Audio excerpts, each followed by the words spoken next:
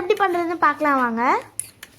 அதுக்கு முதல்ல அடுப்பை ஆன் பண்ணி அது மேலே பாத்திரம் வச்சு பாஸ்தாவுக்கு தேவையான அளவு தண்ணி ஊற்றிக்கலாம். இப்போ எடுத்து வச்சுருந்த பாஸ்தாவை இதில் கொட்டிக்கலாம். இப்போ கொஞ்சமாக எண்ணெய் ஊற்றிக்கலாம், இல்லைன்னா பாஸ்தா எல்லாம் அப்படியே ஒட்டிக்கும். அப்படி எண்ணெய் ஊற்றிக்கிட்டோம்னா நல்லா தனித்தனியாக பிரிஞ்சு வந்துடும். இப்போ 2 கலரி அதை முக்காப்பதம் வேக விட்டுடலாம். முக்காப்பதம் வெந்ததும் வடிகட்டி எடுத்து வச்சுக்கலாம். இன்னொரு பக்கம் அடுப்பு ஆன் பண்ணி ஒரு பாத்திரத்தை வச்சுக்கலாம்.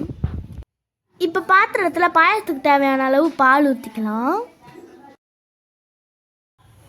பால் கொஞ்சம் சூடானதும் உங்களுக்கு தேவையான அளவு சர்க்கரை போட்டுக்கலாம். சர்க்கரை நல்லா அதில் போட்டு நல்லா கலரி விட்டுக்கோங்க, இல்லைன்னா சர்க்கரை அப்படியே அதுலேயே இருக்கும். ஒரு பவுலை எடுத்து கஸ்டர்ட் பவுடரை கொட்டி 3 ஸ்பூன் பால் ஊற்றி நல்லா கலரிக்கிட்டே இருங்க, இல்லைன்னா சின்ன கட்டியாக வந்துடும், அதனால நல்லாவே இருக்காது. அதனால் நல்லா மிக்ஸ் பண்ணிக்கிட்டே இருங்க. இப்போ மிக்ஸ் பண்ணி வச்சுருந்த கஸ்டர்ட் பவுடரை அந்த பாலில் ஊற்றி நல்லா கலரிக்கிட்டே இருங்க.